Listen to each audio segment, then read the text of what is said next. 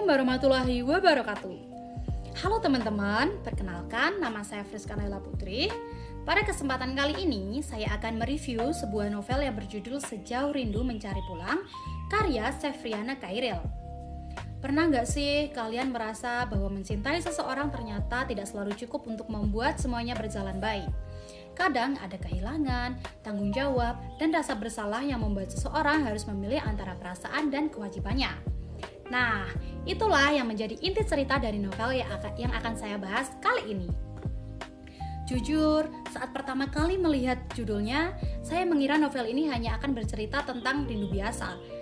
Namun setelah membacanya, saya menemukan cerita yang jauh lebih dalam dan emosional. Novel ini tidak hanya membahas tentang cinta, tetapi juga tentang keluarga, kehilangan, pengorbanan, dan perjuangan seseorang dalam menemukan tempat untuk pulang. Tenang saja ya, review ini bebas spoiler berat, jadi masih aman untuk disimak sampai akhir. Nah, sebelum masuk ke ceritanya, kenalan dulu yuk sama bukunya. Nah, novel yang saya review berjudul Sejauh Rindu Mencari Pulang, karya Sefriana Khairil. Novel ini diterbitkan oleh MNC, dipublish pada tahun 2025, dan memiliki 314 halaman.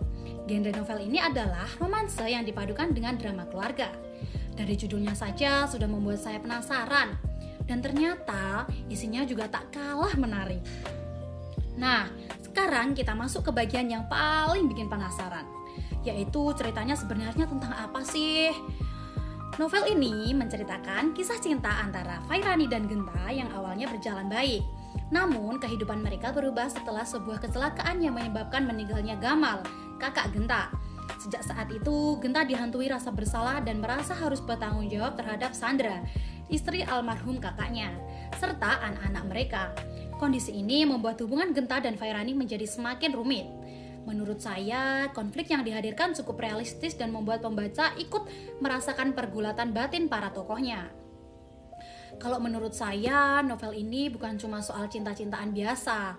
Tema utama novel ini adalah cinta dan pengorbanan.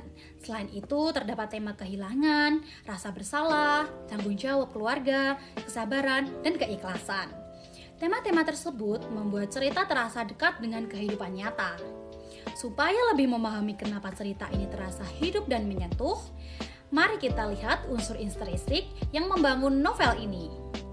Tokoh utama perempuan adalah Fairani yang digambarkan sebagai sosok sabar, setia, dan dewasa.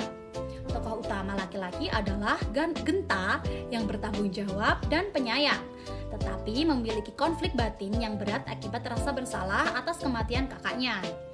Selain itu, terdapat Sandra, Gamal, Gala, ayah Genta, Fadil, dan anak-anak Sandra yang ikut turut mendukung jalannya cerita. Selain tokohnya yang menarik, jalan ceritanya juga punya peran yang penting supaya pembaca betah mengikuti setiap halamannya. Novel ini menggunakan alur campuran, yaitu gabungan antara alur maju dan kilas balik. Menurut saya, alur ini membuat cerita lebih menarik dan membantu pembaca memahami latar belakang konflik. Biar ceritanya terasa hidup, penulis juga menghadirkan berbagai latar yang mendukung suasana dalam novel ini. Cerita berlangsung di beberapa tempat, seperti rumah keluarga, rumah sakit, dan tempat kerja. Suasana yang dominan adalah haru, sedih, dan emosional. Nah, pernah nggak sih kalian merasa seperti tahu isi pikiran tokoh saat membaca novel? Itu karena pemilihan sudut pandangnya. Novel ini menggunakan sudut pandang orang ketiga serba tahu, sehingga pembaca dapat mengetahui pikiran dan perasaan beberapa tokoh secara lebih mendalam. Setelah mengikuti perjalanan para tokohnya, tentu ada beberapa pelajaran hidup yang bisa kita ambil dari novel ini. Menurut saya, amanat yang paling terasa adalah pentingnya menerima kehilangan dan tidak terus-menerus terjebak dalam rasa bersalah. Selain itu, novel ini juga mengajarkan tentang kesabaran, tanggung jawab terhadap keluarga, dan arti pengorbanan dalam sebuah hubungan. Menurut saya, salah satu kelebihan novel ini adalah gaya penulisannya yang ringan dan mudah dipahami. Walaupun bahasanya sederhana, penulis mampu menyampaikan emosi para tokoh dengan sangat baik, sehingga saya bisa ikut merasakan kesedihan dan perjuangan mereka.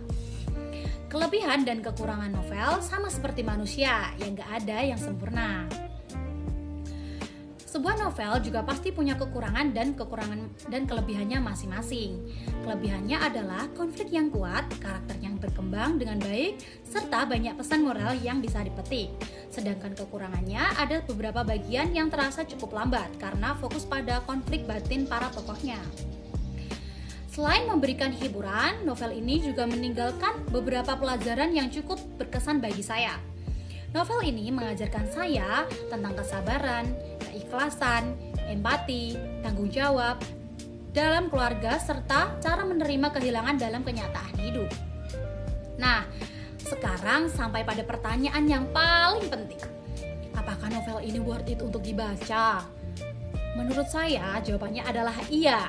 Novel ini cocok untuk pembaca yang menyukai cerita romansa dengan konflik keluarga yang emosional dan penuh makna. Oke teman-teman, akhirnya kita sampai di halaman terakhir review ini. Kalau novel ini mengajarkan tentang mencari jalan pulang, maka saya juga sudah sampai di penghujung presentasi saya. Terima kasih sudah menyimak sampai akhir. Semoga review ini bermanfaat dan semoga setelah ini yang pulang bukan cuma rindunya, tetapi juga nilai tugasnya yang bagus. Saya Friska Nela Putri, mohon maaf apabila ada kekurangan dalam penyampaian saya. Wassalamualaikum warahmatullahi wabarakatuh.